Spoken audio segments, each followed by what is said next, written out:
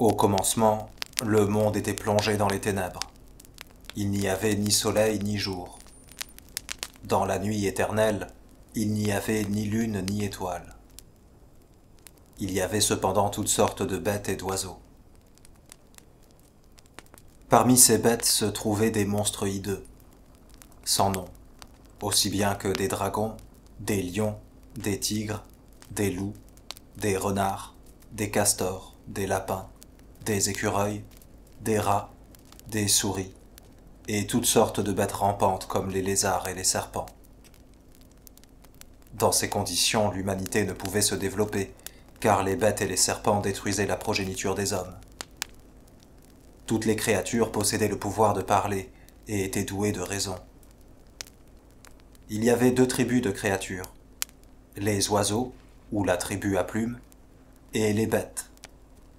La première était organisée et possédait un chef, l'aigle. Ces tribus tenaient souvent des conseils, et les oiseaux voulaient y admettre la lumière.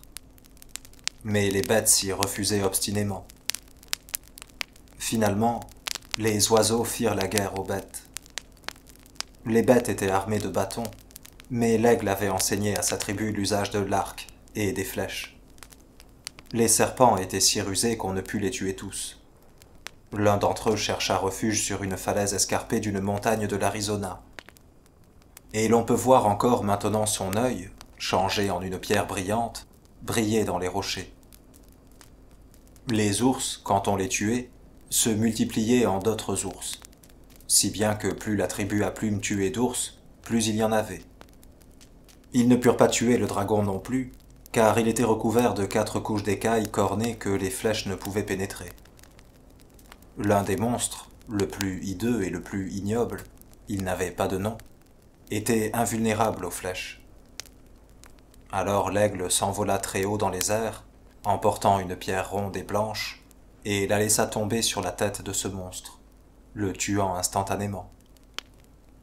Cette pierre avait joué un rôle si important qu'elle devint sacrée. Ils luttèrent pendant des jours, mais finalement les oiseaux furent victorieux. Quand la guerre fut terminée, bien qu'il restât encore quelques bêtes malfaisantes, les oiseaux furent en mesure de dominer les conseils et la lumière fut admise. Alors l'humanité put vivre et se développer. L'aigle avait été le chef de ce juste combat. Les hommes portèrent donc ses plumes comme emblème de la sagesse, de la justice et du pouvoir. Parmi les quelques êtres humains qui étaient encore en vie, se trouvait une femme à qui avait été accordé le bonheur d'avoir de nombreux enfants, mais ils avaient tous été dévorés par les bêtes. Si par quelque moyen elle arrivait à les soustraire aux autres bêtes, le dragon qui était le plus rusé et le plus malfaisant venait lui-même et mangeait ses petits. Plusieurs années après, un fils de l'orage lui naquit, et elle creusa pour le cacher un profond souterrain. Elle boucha l'entrée du souterrain, et au-dessus fit un feu de camp. Cela masquait ainsi la cachette de l'enfant, et le tenait au chaud. Chaque jour, elle éteignit le feu, et descendait dans le souterrain où dormait l'enfant pour le nourrir de son lait. Puis elle s'en retournait, et refaisait le feu. Fréquemment le dragon venait la questionner, mais elle disait « Je n'ai plus d'enfants, tu les as tous mangés ?» Lorsque l'enfant fut plus grand, il ne restait pas toujours dans le souterrain, car il lui fallait quelquefois courir et jouer. Un jour le dragon vit la trace de ses pas sur le sol. Cela rendit le vieux dragon furieux et perplexe, car il n'arrivait pas à trouver la cachette du jeune garçon. Il disait qu'il mangerait la mère si elle ne révélait pas la cachette de l'enfant. La pauvre mère était très émue. Elle ne pouvait pas abandonner son enfant, mais elle connaissait le pouvoir et la ruse du dragon, et vivait dans une peur constante. Peu après, le jeune garçon dit qu'il voulait aller chasser. Sa mère ne voulait pas donner son accord. Elle lui parla du dragon, des loups et des serpents.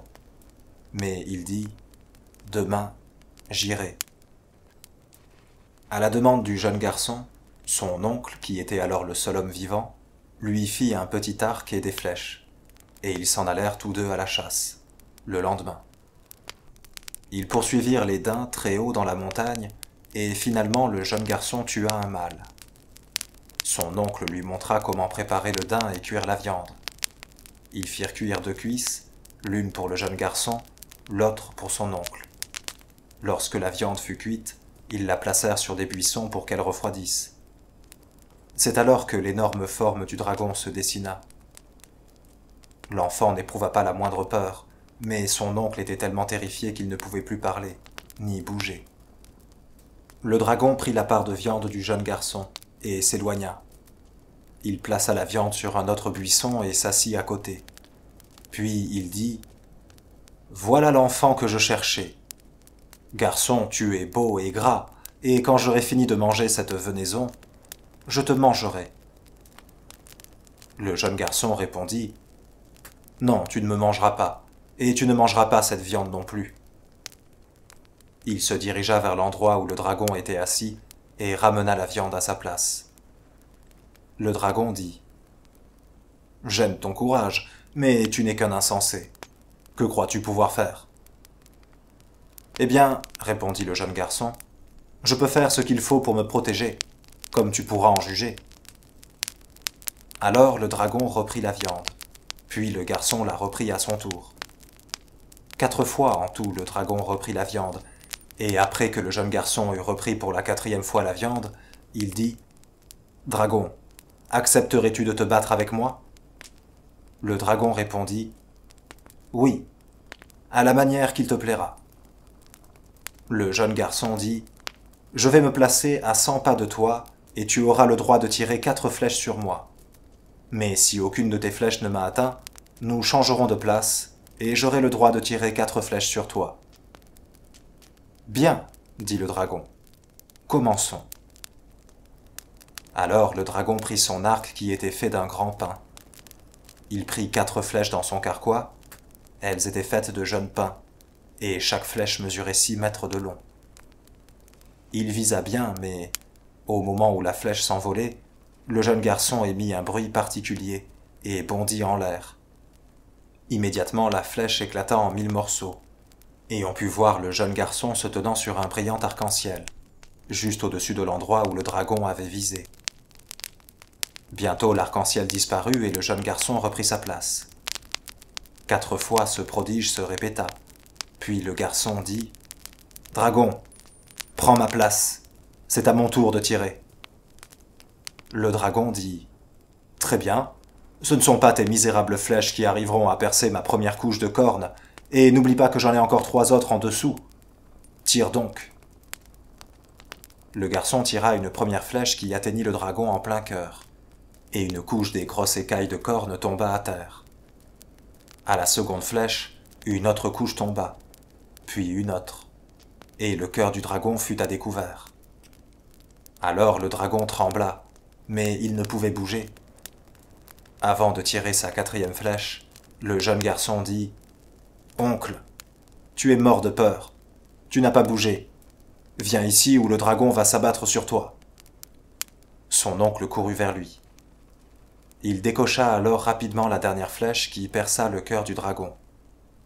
Avec un énorme rugissement, le corps du dragon dégringola de la montagne, et après avoir glissé le long de 4 précipices, s'arrêta dans un canyon. Immédiatement, des nuages d'orage s'amoncelèrent au-dessus des montagnes. Des éclairs brillèrent, le tonnerre gronda, et la pluie se mit à tomber. Quand l'orage eut cessé, ils purent voir très loin dans le canyon, en bas, les débris de l'énorme carcasse du dragon qui gisait parmi les rochers, et les os du dragon y sont encore. Le garçon s'appelait Apache. Hussein lui enseigna comment préparer les herbes qui guérissent, la chasse et la lutte. Il fut le premier chef des Indiens, et portait des plumes d'aigle comme symbole de la justice, de la sagesse et du pouvoir. À lui et à son peuple qui fut créé par la suite, Hussein donna comme territoire les terres de l'Ouest.